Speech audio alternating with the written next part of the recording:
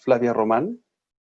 Ella es ingeniera en biotecnología y tiene el rol de Business Intelligence en la empresa en AgroConnection.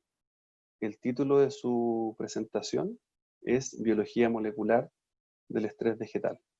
Buenos días, y como ya lo adelantó Rodrigo, en esta oportunidad les voy a hablar sobre la biología molecular del estrés vegetal, y esto quiere decir cómo las moléculas al interior de una célula en la planta responden y enfrentan al estrés, y cómo con ciertas moléculas también se puede ayudar a la planta a enfrentarlo. La imagen de fondo muestra un corte histológico coloreado de una planta lenteja vista al microscopio, donde se distinguen cientos de células vegetales, que por cierto será la protagonista de esta presentación. En cualquier planta, si nos enfocamos en observar parte de su estructura, por ejemplo, al hacer zoom a la hoja, observamos que este órgano está formado por un tejido, y este tejido, a su vez, está compuesto por millones de células. Siendo la célula la unidad estructural básica de la vida, es fundamental entender cómo funciona y los procesos que ocurren dentro de ella. A su vez, para entender cómo se comporta una planta, es preciso entender qué es lo que ocurre a nivel de sus células. La célula vegetal está compuesta por la pared celular que observamos en color verde en la figura, la cual rodea a la célula, otorgándole rigidez y soporte estructural a la planta, actuando como una barrera física donde es fundamental, por ejemplo, el aporte de calcio. Luego de la pared continúa la membrana celular, que actúa como una barrera biológica altamente selectiva, donde no cualquier compuesto logra traspasar estas dos barreras naturales, por lo que si queremos aportar elementos al interior de la célula, la formulación del producto es crucial. El interior de la célula está compuesto por diferentes organelos, tales como la vacuola, el mitocondrión, el lisosoma, el cloroplasto, el retículo endoplasmático, el aparato de Golgi y el núcleo, que es el que contiene el material genético. Y es aquí, dentro de la célula, donde ocurren todos los procesos metabólicos y fisiológicos que le dan vida a la planta. Los organelos comparten el espacio común del citoplasma, representado aquí en color amarillo, donde justamente estos organelos no están fijos en él, sino que por el contrario se encuentran nadando e interactuando entre ellos en todo momento de manera fluida. Tal y como ocurre si comparamos la célula con un plato o una rica carbonada. En la carbonada todos los ingredientes se mezclan y fluyen en el caldo, y lo mismo ocurre en las células si imaginamos que el caldo es el citoplasma, que está contenido en el plato, que vendría siendo la pared celular, y las verduras con la carne son los diferentes organelos. ¿Se fijan que no hay tanta diferencia? Esta es una imagen real de una célula vegetal vista al microscopio.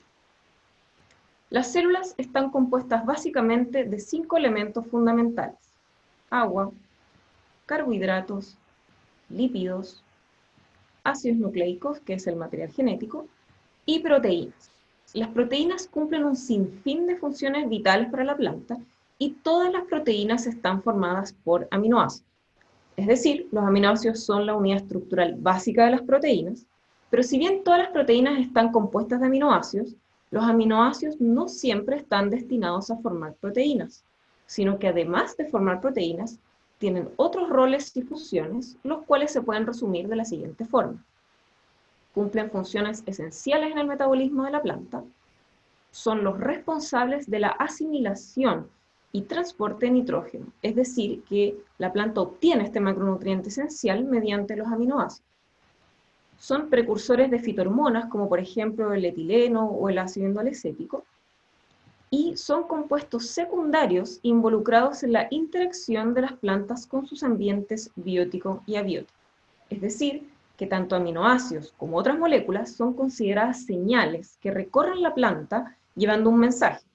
Tanto la presencia como ausencia de dichas moléculas y su acumulación localizada es interpretada por la planta como una señal, y en base a esta señal, la planta lógicamente va a generar una respuesta. Y esto es lo que denominamos señalización. Una de las señalizaciones importantes que ocurren dentro de la planta son aquellas en respuesta a estrés. Existen dos tipos de estrés: el biótico, que es aquel efectuado por un componente vivo, y principalmente nos referimos a los agentes patógenos, como por ejemplo hongos, bacterias, nemátodos, insectos, etc. Y el otro tipo de estrés es el abiótico, que es aquel causado por factores ambientales, el cual está enfocada esta presentación. Existen principalmente 5 tipos de estrés abiótico: el hídrico, ya sea por exceso de agua o por sequía; el salino, ya sea por un déficit o exceso de sales en el suelo; las temperaturas extremas, tanto de calor como de frío; la irradiación, como por ejemplo el ozono o los rayos UV; y el viento. Es de gran interés estudiar los efectos de estos tipos de estrés, dado que no solo son la primera causa de pérdida de cultivos a nivel mundial, sino que también afectan gravemente la calidad de los cultivos, reduciendo su rendimiento en más del 50%. Lo que nos motiva a los científicos a tratar de comprender e investigar qué es lo que sucede dentro de la planta cuando está en presencia de estrés, de modo de poder encontrar soluciones para así evitar la pérdida de los cultivos y, por supuesto, mejorar su calidad. ¿Qué ocurre dentro de la planta a nivel molecular cuando es sometida a estrés? Lo que se sabe hoy en día es que las plantas poseen varios mecanismos de señalización en respuesta a estrés. El esquema muestra de manera simplificada lo que ocurre dentro de la planta, específicamente dentro de sus células, en presencia de estrés.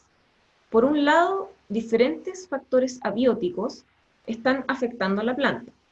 Factores estresantes como el ozono, temperaturas extremas, inundación, sequía o exceso de sales. Estos factores estresantes van a constituir señales ambientales que son recibidas y reconocidas por la planta. Luego del reconocimiento del estrés, la señal es comunicada entre células y a través de la planta, lo que se traduce en la transducción de la señal. Y la transducción de las señales ambientales va a resultar en alteraciones en la expresión de genes a nivel celular, lo cual puede llegar a influir en el metabolismo y en el desarrollo completo de la planta. La duración y la gravedad, es decir, la agresividad del estrés, nos va a indicar la escala y la sincronización, o timing en inglés, de la respuesta de la planta frente a la situación, donde un factor crítico es la intensidad con que el estrés ataca a la planta.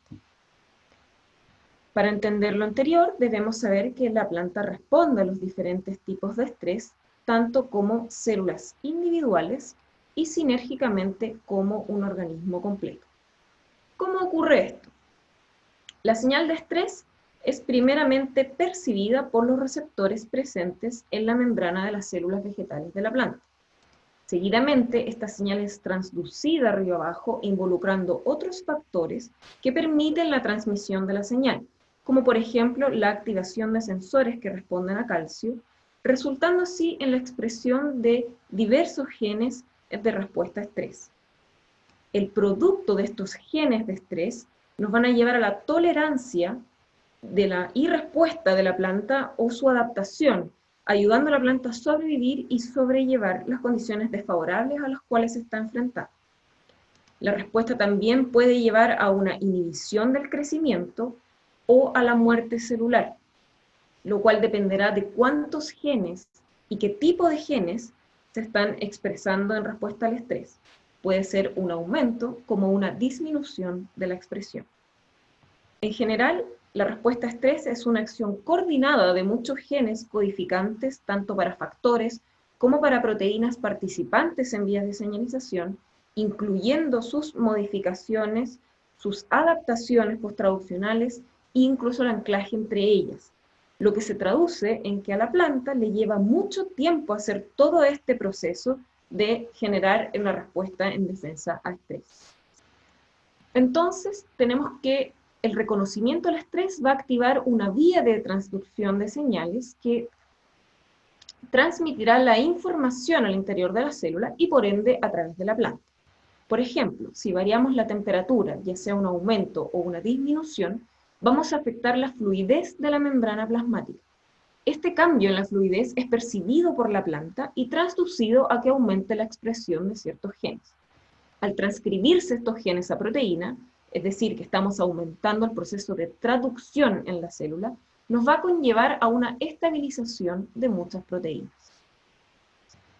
La señalización es un proceso mucho más complejo de lo que le he expuesto hasta el momento, y aquí observamos un ejemplo de lo que ocurre al aumentar la salinidad del suelo y la deshidratación. Se produce estrés osmótico, donde el equilibrio entre el agua y los solutos dentro de la célula se ven alterados. La figura representa una célula vegetal que reacciona frente al estrés osmótico, desencadenando diferentes vías de señalización, donde la mayoría ocurren en paralelo e interactuando unas con otras, lo que se llama crosstalking o conversación cruzada entre las diferentes vías de señalización. Existen varios factores que cumplen el rol de sensores o receptores del estrés. En la figura, por ejemplo, observamos sensores del tipo iónico, sensores de especies reactivas de oxígeno, sensores osmóticos y canales de calcio.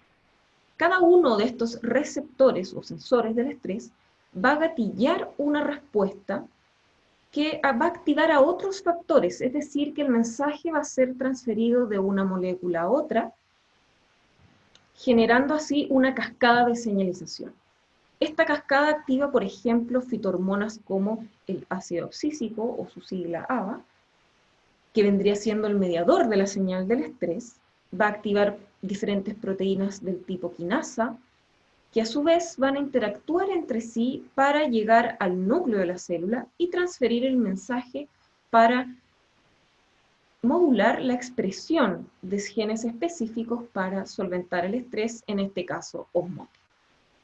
Este es un ejemplo simplificado de lo que vendría siendo el crosstalking o la conversación cruzada de algunas vías de señalización en respuesta al estrés, pero en realidad son bastante más complejas de lo que parecen e interactúan todos los metabolismos internos de la célula de forma cruzada y coordinada, tal y como podemos apreciar en el ciclo de Krebs que ocurre dentro del mitocondrión, que va a interactuar con los procesos metabólicos que ocurren dentro del cloroplasto, como por ejemplo la fotosíntesis, que a su vez también va a estar coordinada con los procesos metabólicos que están ocurriendo en el citoplasma. Solo viendo esta imagen, podemos interpretar que la planta es un organismo altamente complejo, quizás mucho más que el humano, y que durante el transcurso del tiempo ha tenido que adaptarse y combatir las adversidades, dado que no se puede mover para defenderse. A diferencia de nosotros los humanos, que si nos vemos expuestos a exceso de radiación o exceso de calor, tenemos la facultad de movernos físicamente hacia un lugar protegido del sol o protegido de la radiación. Claramente la planta no tiene esta facultad, ella debe encontrar la forma de defenderse desde adentro, ya sea a un nivel genético, a través de moléculas, mediante comunicación celular, etc. La planta ha evolucionado estas complejas vías de señalización que son capaces al fin y al cabo de salvarle la vida. Y si miramos más de cerca en la imagen, vemos que varios aminoácidos, los cuales los representé en los rectángulos rojos, son sintetizados por la planta para que cumplan su rol en estas vías de señalización. Cada una de estas interacciones, representadas por las flechas grises en la figura, incluyendo la propia síntesis de aminoácidos, constituyen reacciones químicas que requieren un gasto energético considerable y que además toman tiempo. Nosotros sabemos que podemos ayudar a la planta ahorrando parte de este gran gasto energético y aumentando su velocidad de respuesta, proveyéndole todo el espectro de aminoácidos de manera externa. Por supuesto que no cualquier aminoácido ni configuración molecular de estos va a ser asimilable por la planta. Es importante que sean reconocibles por ella, como es el caso de los L-alfa aminoácidos. Más detalles de este tema lo hablará Ana Bota en su presentación, pero me parece importante mencionarlo en este punto porque es aquí, en las vías de señalización relacionadas al estrés, donde nuestros aminoácidos actúan y son de mayor utilidad. Los aminoácidos participan activamente en las vías de señalización en respuesta a estrés, pero también cumplen funciones estructurales esenciales para la supervivencia de la planta, como por ejemplo, una propiedad de algunos aminoácidos, tales como prolina, valina, leucina y isoleucina, es que funcionan como osmolitos, y su acumulación permite a la planta regular su potencial osmótico permitiéndole sobrevivir al estrés por falta de agua y al estrés por frío. En específico, en las proteínas, que aquí vemos por ejemplo una representada con este serpentín celeste, los aminoácidos que son hidrofílicos, es decir, afines con el agua, se encontrarán en la parte más externa de la proteína y van a interactuar con las moléculas de agua, acá representadas por las circunferencias rosadas, formando una capa de hidratación, una burbuja de hidratación. Y en presencia de sequía, los iones, como el cloro y el sodio, pueden penetrar estas burbujas de hidratación, interfiriendo con los enlaces no covalentes, que son los encargados de mantener la estructura de la proteína, provocando finalmente su disfuncionalidad o incluso su rompimiento. A diferencia de los iones, los solutos compatibles, como por ejemplo, u osmolitos, como por ejemplo la prolina, no penetran la burbuja de hidratación, sino que forman una capa alrededor de esta, protegiendo a la proteína del contacto directo con los iones disruptores como el cloro y el sodio. A su vez, también van a proteger a la proteína del congelamiento en presencia de estrés por frío, evitando justamente su disfuncionalidad o su rompimiento. Funcionando de esta forma, estos solutos compatibles u osmolitos, como moléculas osmoprotectoras y a su vez como anticongelantes. Otros aminoácidos como glicina y alanina son importantes dado que son precursores en la formación de estos compuestos osmolíticos u osmolitos, como por ejemplo la glicina betaína, la alanina betaína, la prolina betaína, entre otros.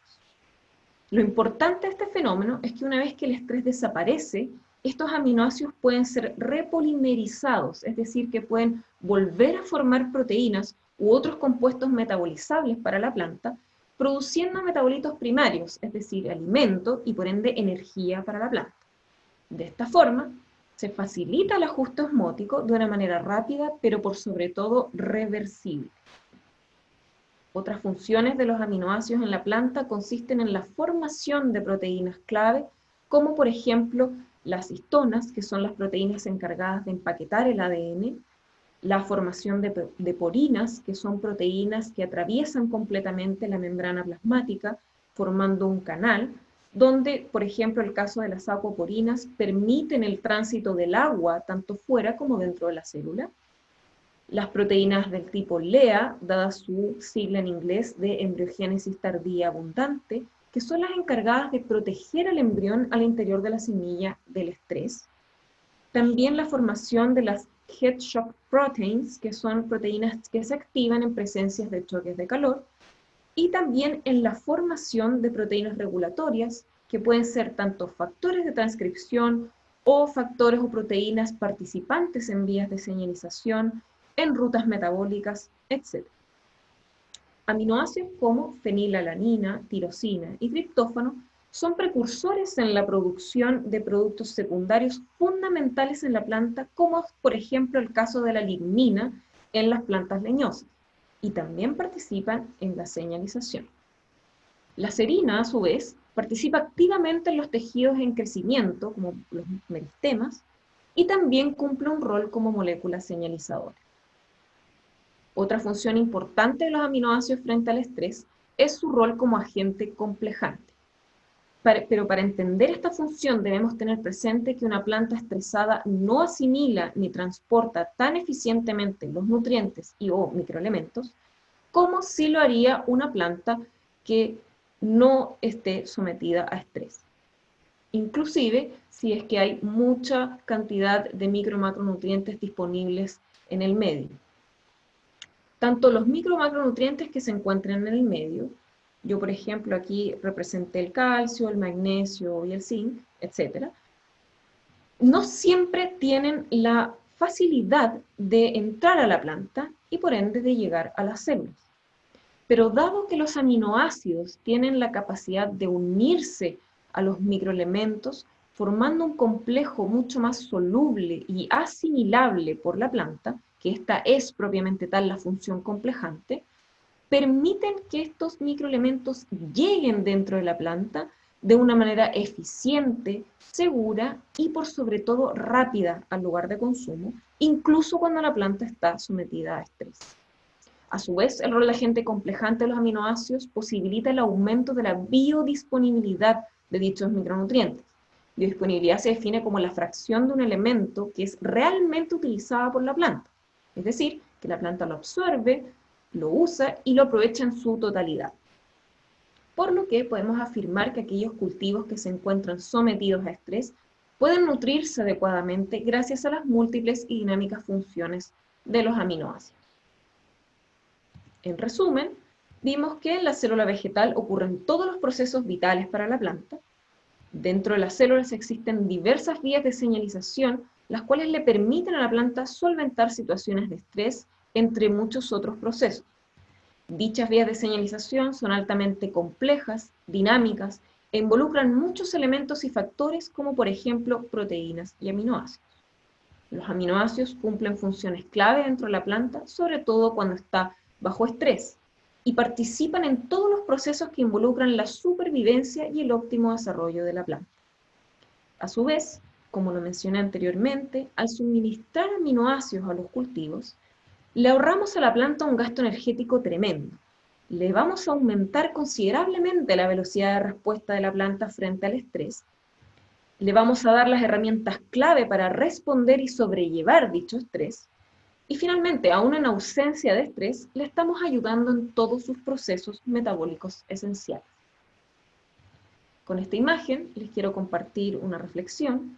Dado que en nuestro negocio los fenómenos de estrés abiótico están constantemente pasando, y ustedes mejor que yo saben todo lo que esto involucra en los diferentes cultivos, todo lo que observamos con nuestros ojos y lo que incluso no es perceptible visiblemente, cómo la planta cambia por verse afectada por el estrés, es consecuencia de lo que está ocurriendo a nivel de sus células, y si queremos ser más precisos, a nivel molecular dentro de estas células. Todo comienza a nivel molecular, y en la medida que hemos ido entendiendo estos procesos moleculares dentro de las células en la planta, hemos sido capaces de desarrollar productos y soluciones que ayudan a la planta a sobrellevar estos periodos de una manera eficiente, natural y por sobre todo de gran eficacia agronómica. Espero poder haberles dado una buena introducción a los procesos moleculares de estrés que suceden dentro de la planta, ya que debido a que estos procesos metabólicos son altamente exigentes, es fundamental tener en cuenta la calidad de la formulación de los productos a aplicar para que así implementemos las estrategias y soluciones agronómicas apropiadas frente a las diferentes situaciones de estrés al que se ven sometidos nuestros cultivos. A todos, muchas gracias por su atención.